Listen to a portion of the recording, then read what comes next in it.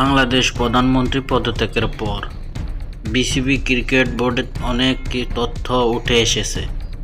বাংলাদেশে সরকার থাকাকালীন অনেক ক্রিকেটে দুর্নীতি হয়েছে, ভালো ক্রিকেটারদেরকে জায়গা দেওয়া হয় নাই। এদিকে আজকে অনেক আন্দোলন হয়েছে আইসিসি বোর্ডের সামনে। কোনো খেলোয়াড় বা কোনো নেতাকর্মীকে দেখা যায় নাই। এদিকে সাকিব আল হাসানের বিরুদ্ধে পাবলিক যা বললেন। সাকিব আল হাসান এই ক্রিকেটার দিন দিন যেন বাচ্চা হচ্ছে, মনে হয় যে পিটার খাচ্ছে। অন্য দেশের যেমন ক্রিকেটাররা যত দিন যাচ্ছে তত বিধ্বংসী হয়ে পড়ছে, আর এই ক্রিকেটার যত দিন যাচ্ছে তত পিটার খাচ্ছে। এবং আর কোনো বিসিবির মধ্যে দুর্নীতি চলবে না। যারা যোগ্যবান তারাই থাকবে, আর যারা অযোগ্যবান তাদেরকে বিতাড়িত করা হবে। ক্রিকেট আর কোনো দুর্নীতি হবে না। কিছু বাজে মানুষ ক্রিকেট নষ্ট করেছে, নেওয়ার পিছনের থেকে পিছিয়ে দিয়েছে অনেক, এটা আমরা লক্ষ্য করেছি। এবং অযোগ্য কিছু কর্মকর্তা ছিল, তারা যাতে এখানে না থাকে এবং যোগ্য কর্মকর্তারা যাতে ক্রিকেট বোর্ডে অন্তর্ভুক্ত হয় সেটার ব্যাপারে আমরা বিশেষ নজর রাখছি। আমরা দেখেছি যে সাকিব আল হাসান ক্রিকেটের প্রতি কোনো মনোযোগ নেই।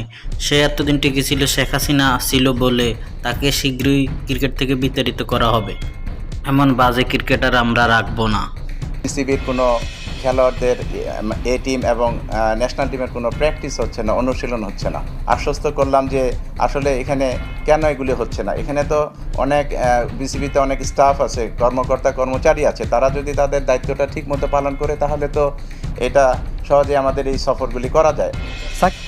জনগণ বিসিবির সামনে আন্দোলন করছে সাকিব আল হাসানকে ক্রিকেট থেকে বিতাড়িত করার জন্য, আর এখন থেকে জনগণ যা চায় তাই হবে। স্পষ্ট হয়ে বলতে চাই, যখন একজন খেলোয়াড় থাকে সে কখনো রাজনীতিতে অংশগ্রহণ করতে পারে না। এটা তার পার্সোনাল বিষয় হলেও এটার কিছু বাধ্যবাধকতা আছে, কিন্তু তারা এটা ভায়োলেট করে তারা রাজনীতিতে গিয়েছে। এটা আসলে তারা ঠিক করেনি কাজটা।